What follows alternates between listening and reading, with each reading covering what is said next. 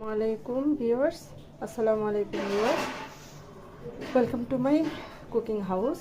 আপনাদের জন্য নিয়ে এলাম আজ জলপাইয়ের আচার।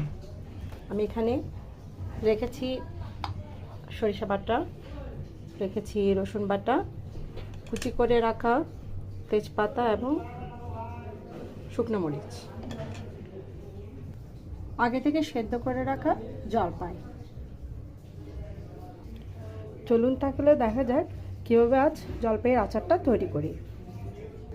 আমরা যেহেতু মিঠা দিয়ে আচারটা তৈরি করব, সেহেতু মিঠা গলানোর জন্য আমি 1 কাপ পরিমাণে পানি দিয়ে নিলাম।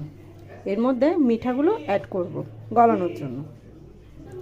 মিঠাগুলোকে আমি এবার গলানোর জন্য হাঁড়িতে দিয়ে দিলাম। এগুলো গলে আসলে তারপরে অন্যান্য উপকরণগুলো আস্তে আস্তে করে এখানে অ্যাড করব।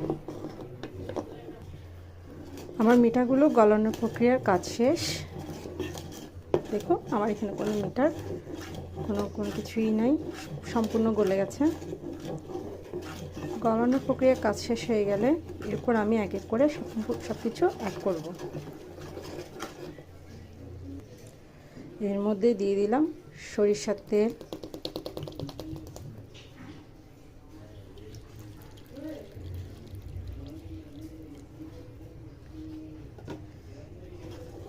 একটু নাড়িয়ে চাড়িয়ে নিব।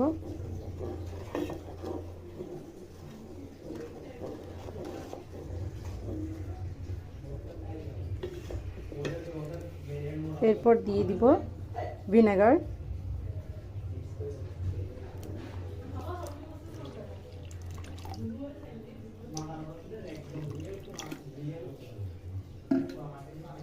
তার মধ্যে অ্যাড করব সরিষা বাটা,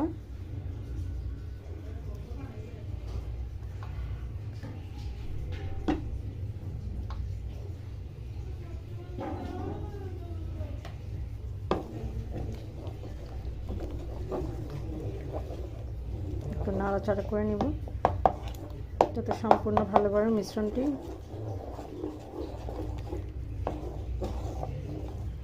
পরিপূর্ণভাবে যাতে মিশ্রণ হয়। এরপর দিয়ে দিব রসুন বাটা,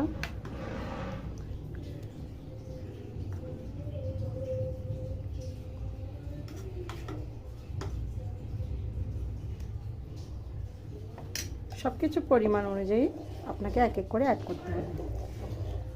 জিনিসের পরিমাণ